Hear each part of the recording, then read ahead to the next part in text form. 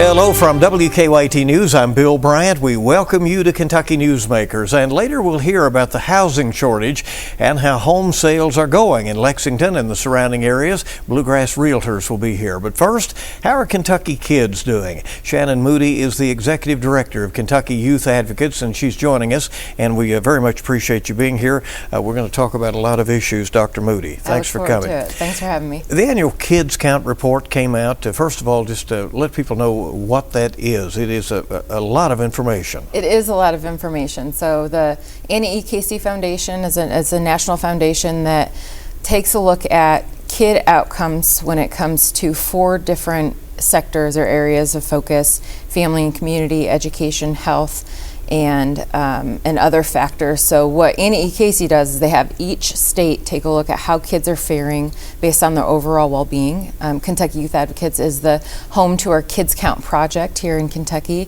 and they look at data to understand how kids are faring over time. And so the results are a mixed bag, as I understand it. Some improvements and yet some big challenges. Where does Kentucky rank overall in child well-being? Overall, we are 36th. So if you look back 20 years, we have seen some improvements there, but it's been slow going. This report shows that out of the 16 data indicators that we look at, we improved in 8 of those. So mixed bag, like you said. Definitely still areas of potential growth and opportunity, especially on the legislative and investment side of things, and then some things to celebrate as well. Well, what are some of the bright spots first? So, I think we can be happy with the childhood obesity and seeing a decline in the rates of kids ages 10 to 17 who are overweight or obese. We're now at 31%, which is a reduction from where we've been previous years. And then another bright spot is around teen birth rates. That continues to decline. It declines nationally, but we are definitely trending in the right direction for teen births. And then finally on the poverty, unfortunately still 1 in 5 kids are waking up in poverty. And we saw a reduction in that for kids overall across the Commonwealth of Kentucky. What does it look like when a child is in poverty in terms of, the certainty around their lives has to be one of the big issues, right? Yeah, what we see is poverty has a ripple impact, right? So it could mean that there's unstable housing in their home and their parents are struggling to either maintain a job or maintain the housing, so they're maybe hopping from couch to couch. Or they are reliant on safety net programs like the Supplemental Nutrition Assistance Program, which saw some changes over the last several months. So we see kids who are coming to school maybe hungry, who have maybe not slept very well, and then they are trying to learn in a classroom and are having trouble doing so. Let's talk about housing. Those costs are still making it very difficult for many Kentuckians, and it's not just people in poverty. That can be taking a huge part of an income. And how does that impact and trickle down to the youngest Kentuckians? So we know that kids under the age of 5 especially are at the highest risk of eviction. And if you are in an area where the rental cost burden is really high, especially if it's more than 1/3 of a parent's or family's income, and you're at a greater risk of eviction, it's harder to then find subsequent housing because there are limited numbers of units, of housing units. In Kentucky, we're about 200,000 units short for housing overall, and that's across all incomes. So especially for families who may be struggling financially, sometimes the loss of one paycheck can mean eviction, could mean having to leave their home, their school, their community. And for that child, it means that they don't have access to the school that they typically went to, or maybe they're not close to family members or friends that they usually relied on. Well, let's talk about some of the challenges. We talked about the bright spots. What are some of the areas that Kentucky really needs to step it up in? One area that continues to confound people, I think, is our fatalities of young people. So unfortunately, we are seeing an increase in suicide and in these data, and then also ingestions of medication and sometimes illicit substances. So sometimes our youngest kids are 2, 3, and 4-year-olds who are accessing cannabis gummies or melatonin or opiates or sometimes things laced with fentanyl, and ingesting them, they're going to the ER and they're nearly dying or dying as a result of that. And then, unfortunately, some of our young, our adolescents who are maybe struggling with their mental health have access to a firearm that's not been properly put away, and are harming themselves pretty significantly as a result. You brought up a couple of topics, and reminds us the 988 number is out there and available for anyone who has issues. Yes, right? Yes. If you're having a mental health crisis, 988 is that hotline, and young people, adults, anyone can call it. We, as you said, do have some bright spots in education, and Kentuckians are more likely than most to graduate from high school. We're second in the country in high school graduation rate? That's right. We saw an increase there. We're second, and I think a lot of that has to do with the requirements of children staying in school until they're 18. We saw the benefits of that because now they are following through to graduation, which is great. And many are also then, as we see, going on to a college or a technical degree or furthering their education in some way. That's right. There's still some room for growth there, but the good news is that they're following that path forward. And I think oftentimes our local schools are helping to create that path, as well as outreach from universities or community technical colleges directly to schools. How do we lean into progress if we are Kentuckians, or certainly the policymakers out there who might want to see some areas that we see there is some return on continue to get better? You know, I think what we've seen with our legislature, they have had a real focus on literacy and numeracy.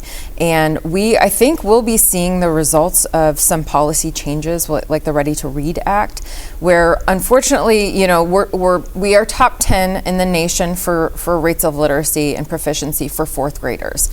That means that fourth graders are reading at grade level or above.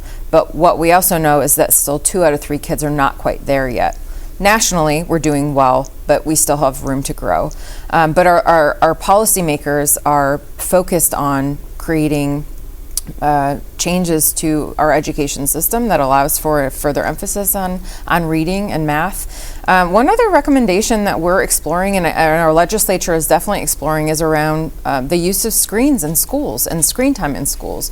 What we have seen over the last 10 to 15 years is a decline in our testing scores, and there seems to be some relationship between that and the use of personal devices in schools. So our legislature already made the wise decision to get cell phones out of schools, you know, based on the school district policy. But now they're looking at what it means to have personal screen devices and how we're using those.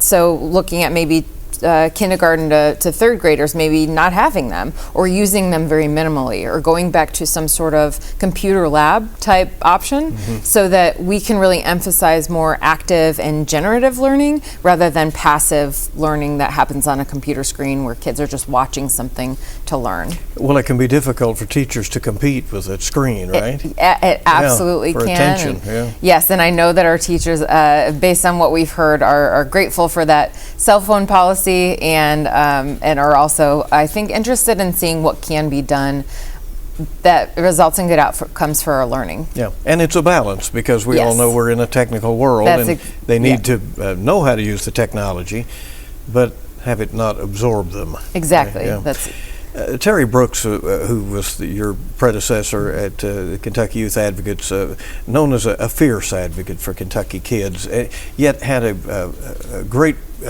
relationship with the political establishment in Frankfort. What will your style be like as you head Kentucky Youth Advocates? You know, nobody can beat Terry Brooks, that's for sure. He brought a lot of energy and fantastic messaging. What I think I will bring as we move KYA to kind of the next phase is a real emphasis on our youth voice, making sure that our legislators are not only hearing the importance of the data and research, but also directly from young people, because they know what's going on in their own lives and know what's impacting them the most. And I also hope to continue to bring and have that credibility that KYA has. We're a trusted voice for Kentucky and our decision makers in all three branches of government. So continuing to expand on that. Do you think it is sometimes eye-opening for lawmakers when young people do come and speak for themselves or even testify before a legislative committee? I think it gets them thinking very differently about the capacity of young people, which is very exciting to me because we often forget that our young people have this insight and wisdom that maybe, older people who've been outside of school or outside of communities in the way that young people are, they don't hold anymore. So we're always really grateful when legislators will open their doors to young people, whether it's their constituents or not. And many of them are willing to do that. And we've had legislators testify or discuss in committees like how their mind changed as a result of conversations with young people. You've been in this cause for a long time. You told me you started as an intern. I did. What are your goals for Kentucky Youth Advocates in your tenure in leading the organization? Well, I would be remiss to not mention that nonprofits in general are in a different place than they were maybe even 5 or 10 years ago, just with the changes that are happening very quickly on the federal and state levels when it comes to policy change and administration change, access to different resources, and what grant makers are looking for. So focusing on sustaining the bottom line of the organization and keeping us viable is very important. Nobody really, that's not as exciting, but is something that I want to make sure that we're continuing with. And then making sure that, like I said, young people have access to decision makers and a voice in Frankfort and in their local communities and also on the federal level, coming from, lived experience with the foster care system, juvenile justice system, or just being a young person who is invested in making sure that their community is changing based on what they think is important. How can Kentuckians of any age get involved with you if they would like? They can visit our website at kyyouth.org. I would also highly recommend, especially this time of year, reaching out to their state House and Senate members. The interim is a great time to make those connections and make sure that they know what's important to them and bring their kid along if possible. Dr. Shannon Moody with the Kentucky Youth Advocates, thanks for coming. We appreciate it. Thanks so much. First of what I hope will be more visits to come. Thank you so much. We'll be back in just a moment on Kentucky Newsmakers. We'll hear from the Bluegrass Realtors. How are home sales going out there? What about the housing shortage? Kentucky Newsmakers. We'll be right back.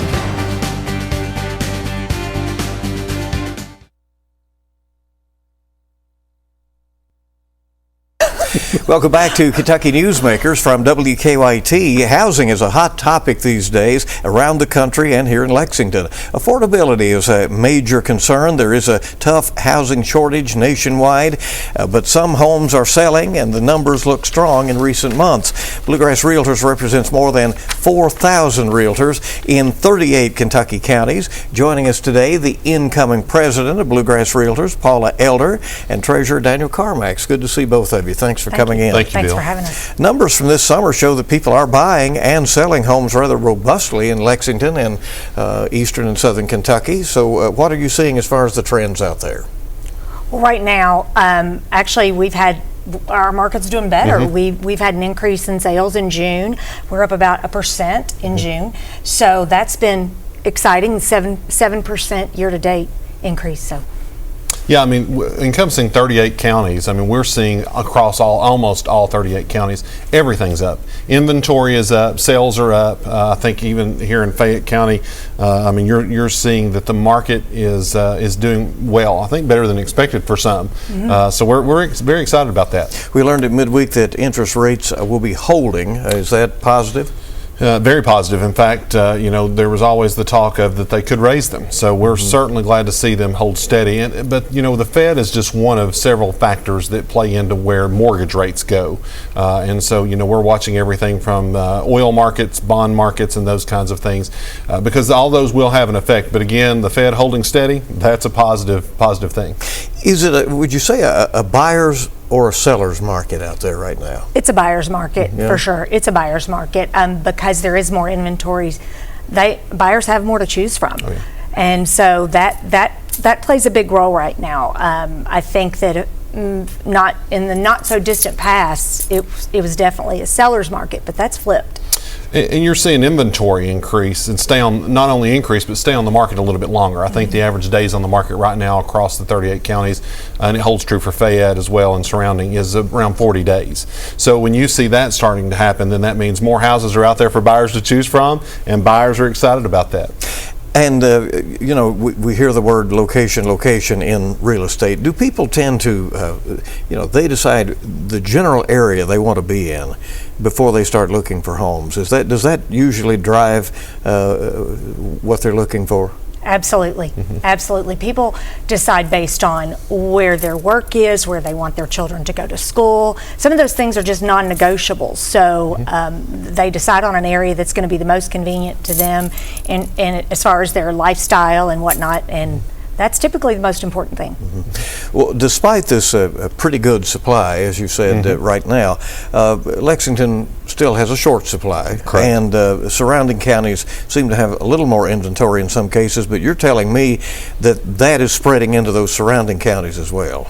Yeah, what happens in Fayette County certainly affects the surrounding counties. Paula and I were talking earlier, it's spilling over.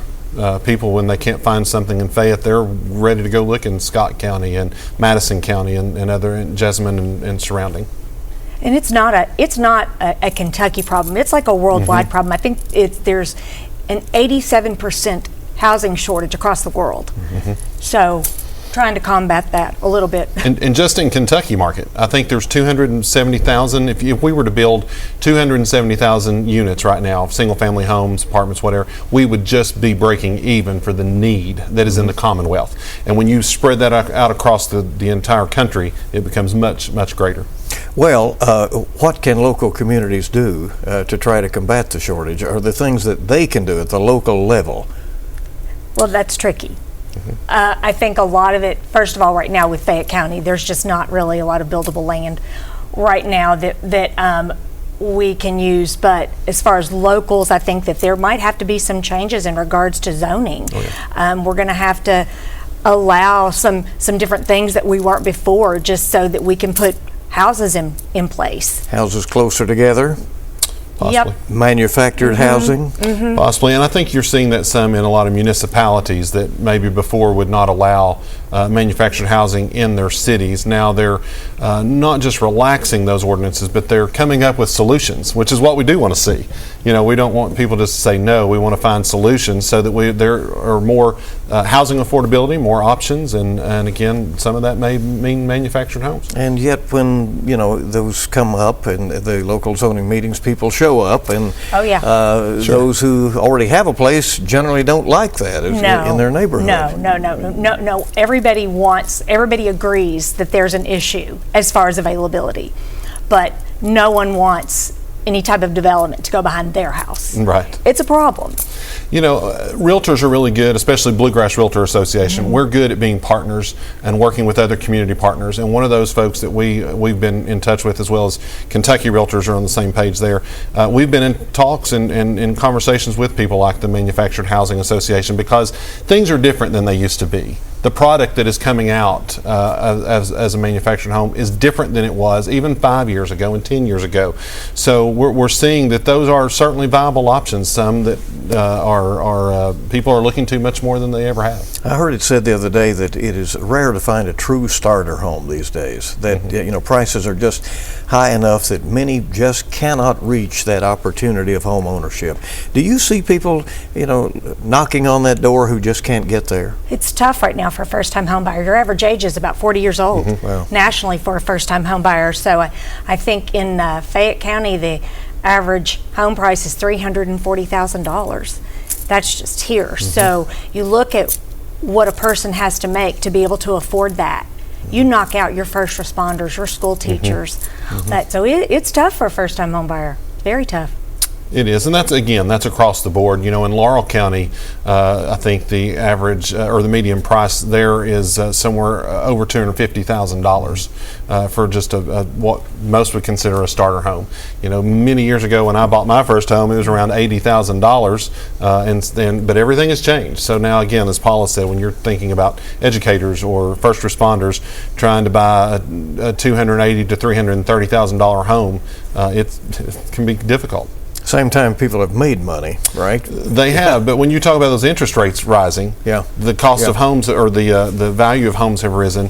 So again, interest rates with the value of the home, it makes it very difficult. Of course, what I mean, the homeowners themselves who have had that home for a while. Your $80,000 purchase would be worth considerably more these days. Oh, absolutely, lots of equity, and so that's good for the homeowner, and that's another reason as realtors we champion that's the American dream, because you buy a home and have home ownership, and that means you may be able to leave something to your family that is worth great value.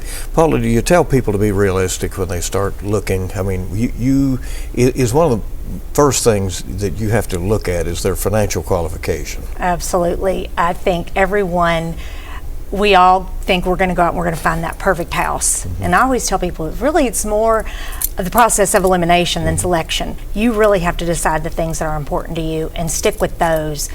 But you do have to be realistic, and you might qualify for X amount of dollars, but you don't necessarily need to spend all that, because unless you love your home and you only want to be there, you're not going to have any extra money a lot of times if you use the amount the amount that you're approved for. So you tell people that. Oh yeah, absolutely. Not to be, as the old term is, house poor. Yeah, that's exactly right. 1,000%. I know I have a daughter, and that's exactly what I told her. The amount that she got approved for versus the amount that she really should spend were very different. Is that tough for the young home buyers sometimes to accept? Well, sure, because they go out and they compare this house at this smaller amount to this house with a few more bells and whistles, and they want this house with a few more bells and whistles. Tell us about this 21st Century Housing Act, which is federal legislation that will likely have impact everywhere. Oh, it definitely will. The National Association of Realtors, which Bluegrass Realtor Association, we're part of that and proud to be part of that.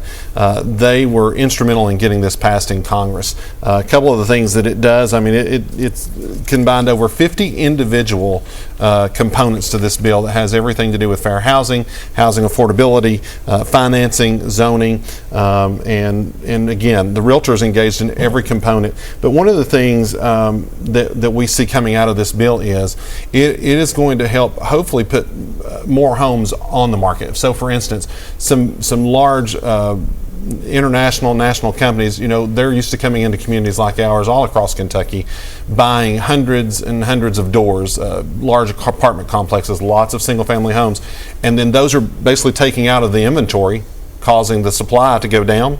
Demand is still high, so they can charge anything. The 21st Century Housing Act will limit that and will allow more single-family homes to be on the market and hopefully more affordable. A corporation can only own so many then. Correct. All right.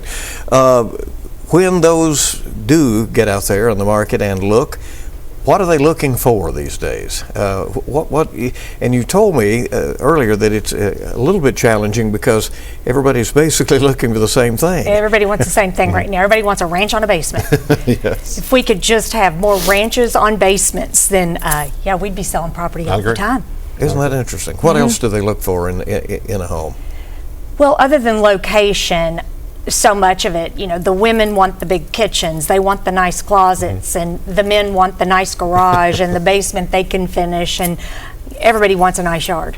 Everybody wants a nice yard. So flipping was a big thing a few years ago. Does that continue to be the case, or I think the margins not what they were? Well, I think the margins have made an effect there. You know, again, they're not able to buy a home at a rate that they can actually make money on.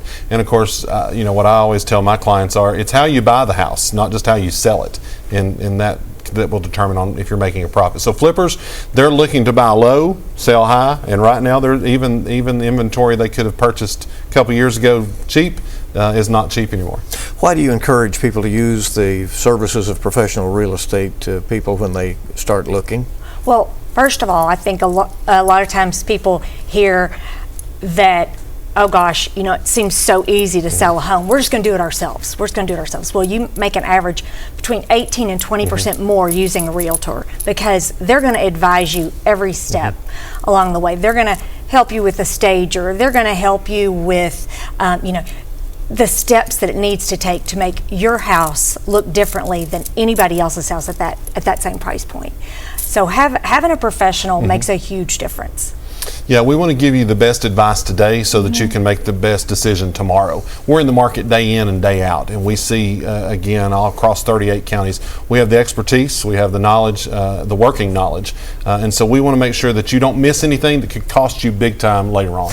The number was amazing, about 4,000 realtors in your area. However, you're always trying to attract good professionals into this vocation, right? We do. We, again, as a realtor, we have a duty to our clients. We're not just there to buy and sell. We're there to advise and to. So we want good people to come into this profession who have the best interest of their client at heart, and not just about getting a paycheck, but about making lives better.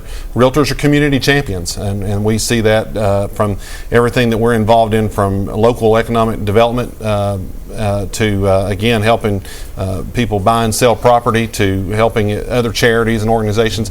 We want to be engaged and involved in making every community across the 38 counties better, and the lives of all of our 4,100 members better at Bluegrass Realtors. A few seconds left, Paula, as we head back to school and then to, into the fall. Is this a time of year that things slow down, or is it pretty steady?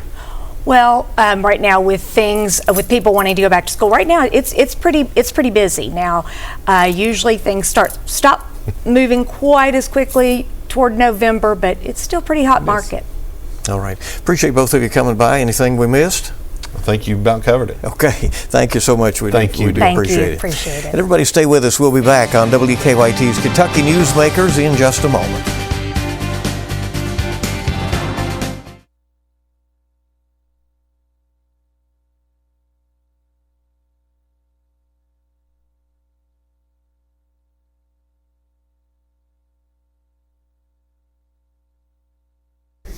And before we go, a word about next week. Lanny Brannick has done a documentary about the crash of Flight 5191 nearly 20 years ago now at Bluegrass Airport. We're going to be hearing from him, and we'll look back at Fancy Farm and have some other things for you on WKYT's Kentucky Newsmakers. That's our program this week. Thank you for joining us, and have a good week ahead.